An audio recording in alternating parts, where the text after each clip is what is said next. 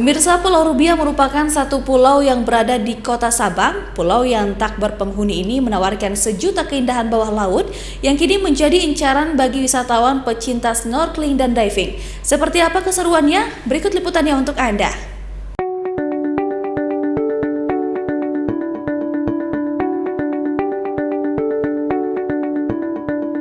Berwisata ke Provinsi Aceh belum afdal rasanya jika belum mengunjungi pulau yang satu ini. Apalagi kalau bukan Pulau Weh Sabang. Daerah ini terdiri dari beberapa kepulauan di mana setiap gugusan pulaunya menawarkan sejuta pesona wisata yang selalu memukau. Sabang hingga kini masih menjadi incaran wisatawan yang hanya sekedar menikmati keindahan alam serta dunia kerajaan di bawah laut di Pulau Rubiah tersebut. Pulau Rubiah merupakan salah satu pulau yang tak berpenghuni yang memiliki keindahan bawah laut nan mempesona.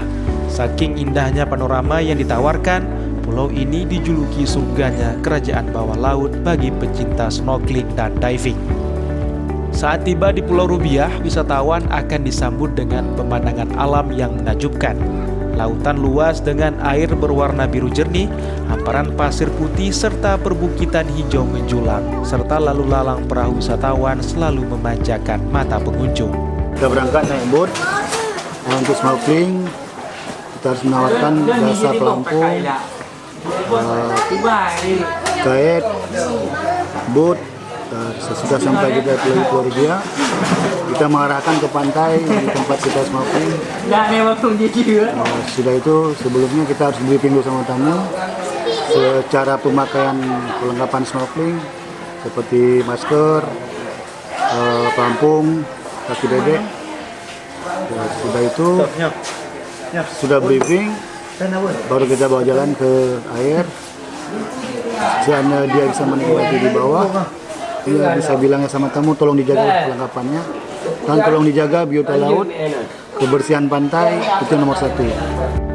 Nah, bagi penyelam pemula yang hendak mencoba sensasi bawah laut melihat langsung ikan dan terumbu karang, Anda tidak perlu khawatir karena di lokasi ini Anda bisa menyewa sejumlah perlengkapan menyelam dan pastinya Anda bisa memakai jasa guide yang siap memandu menikmati suasana surganya bawah laut Anda.